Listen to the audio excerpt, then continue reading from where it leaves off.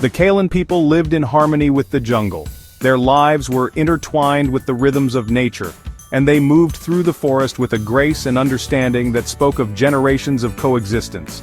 The jungle was not just their home. It was a part of their very being, a living, breathing entity that provided for them and demanded respect in return. For generations they thrived under the emerald canopy. The Caine people had developed a deep knowledge of the flora and fauna, understanding which plants could heal and which could harm. They knew the migration patterns of animals and the cycles of the seasons, allowing them to live sustainably within their environment. They were one with the whispers of the wind and the secrets of the ancient trees. The elders often spoke of the spirits that resided in the oldest trees, guardians of the forest who watched over the Caine and guided them in times of need. These spirits were revered and respected, their wisdom passed down through generations. Caine, a bright-eyed boy of 8, knew the jungle as well as he knew his own heartbeat. From a young age, he had been taught to listen to the forest, to understand its language. Every rustle of leaves, every call of a bird, every scent carried on the breeze told a story, and Caine was eager to learn them all. He learned the language of birdsong and the art of tracking silent prey. His father, a skilled hunter, had shown him how to move quietly through the underbrush, how to read the signs left by animals, and how to respect the life he took to sustain his family. The jungle was his playground, his teacher, his home. Every day was an adventure, filled with new discoveries and lessons. He climbed trees, swam in clear streams, and marveled at the vibrant life that surrounded him. The forest was a vast, living classroom, and Caine was its most eager student.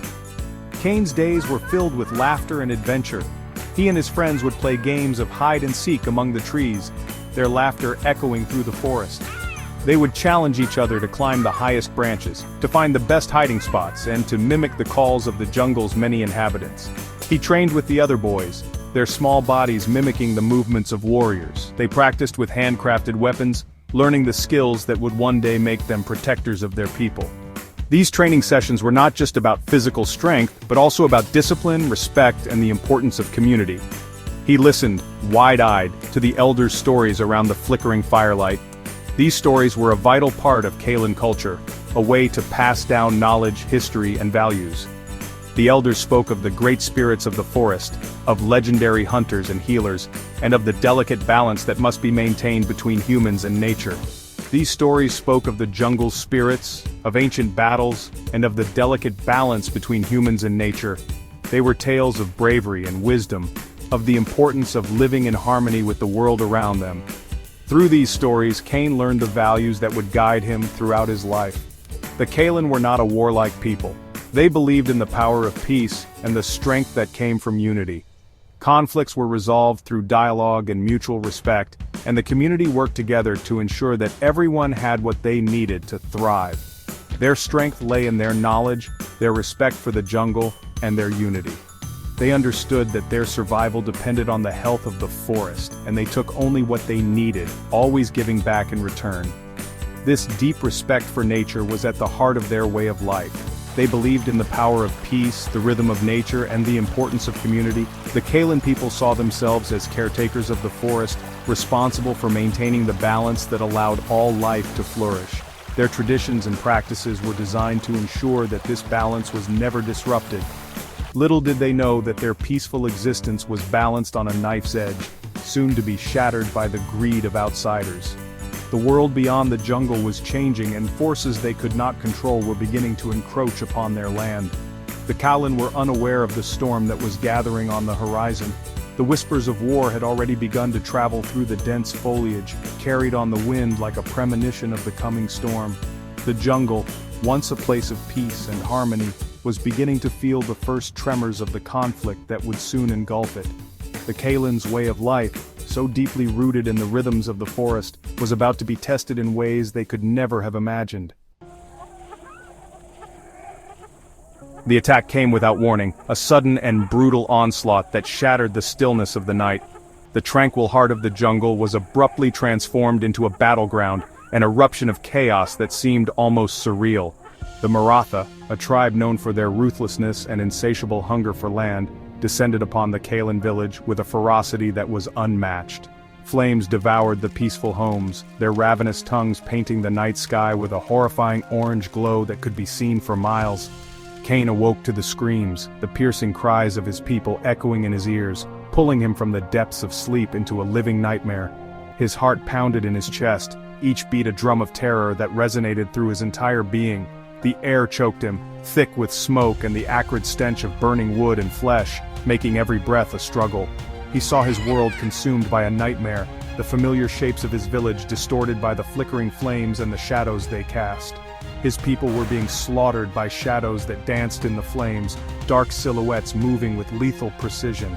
He ran, his small legs carrying him through the inferno, the heat searing his skin and the roar of the flames deafening him. His mind struggled to grasp the horror unfolding around him, the sheer scale of the destruction and the loss overwhelming his young senses. He remembered his father's strong arms pushing him towards the safety of the jungle's embrace, a final act of love and protection. He recalled his mother's tear-stained face, her voice a frantic whisper urging him to flee, to survive, to carry on their legacy. The memory of their sacrifice fueled his flight, each step a testament to their love and their hope for his future. The burning village was seared into his memory, an indelible image that would haunt him for the rest of his life. That night, Caine lost everything. The life he knew extinguished in the blink of an eye, leaving him adrift in a sea of uncertainty. The life he knew was extinguished in the blink of an eye, a cruel twist of fate that left him with nothing but memories and a burning desire to survive. He was alone, a lone ember in the ashes of his past, the weight of survival pressing down on his small shoulders.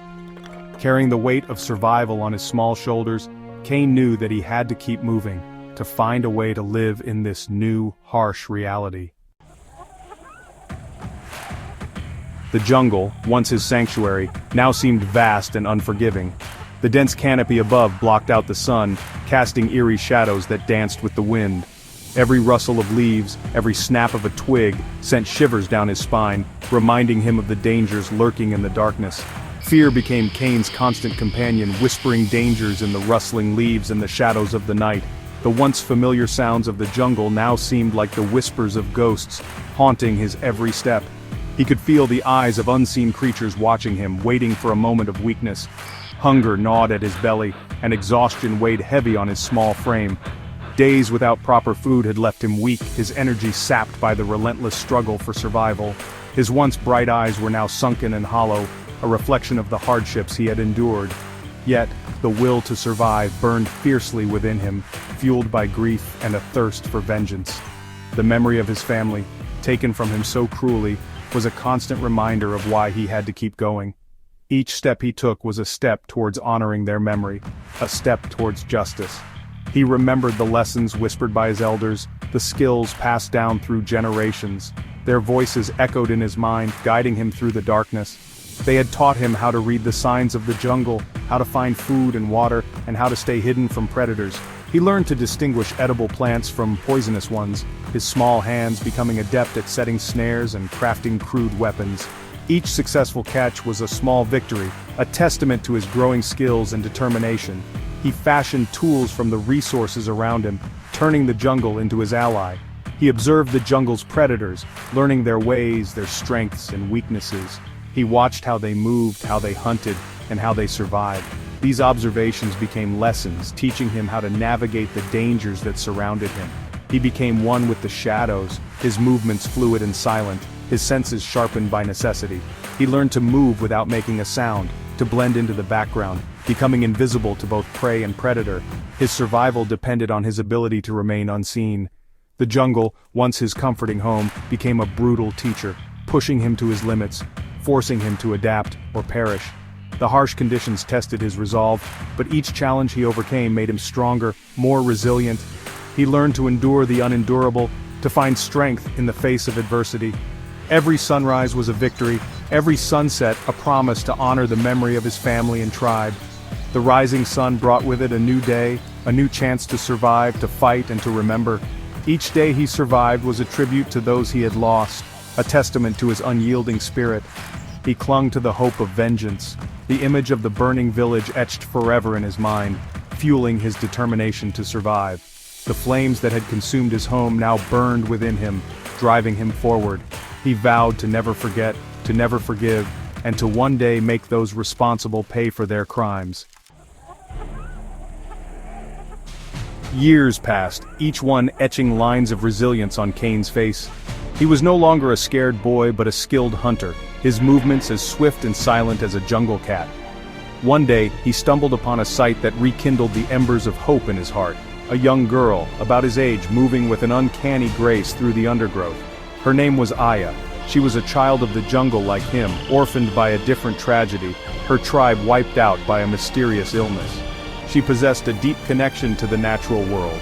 Her knowledge of medicinal plants and her ability to communicate with animals were nothing short of extraordinary. Their initial suspicion soon gave way to a wary camaraderie. They shared their skills, their knowledge, and the pain of their past. Aya taught Caine the healing power of plants, the art of camouflage, and the importance of listening to the jungle's whispers. In turn, Caine shared his hunting skills, his knowledge of traps, and his unwavering determination to avenge his people.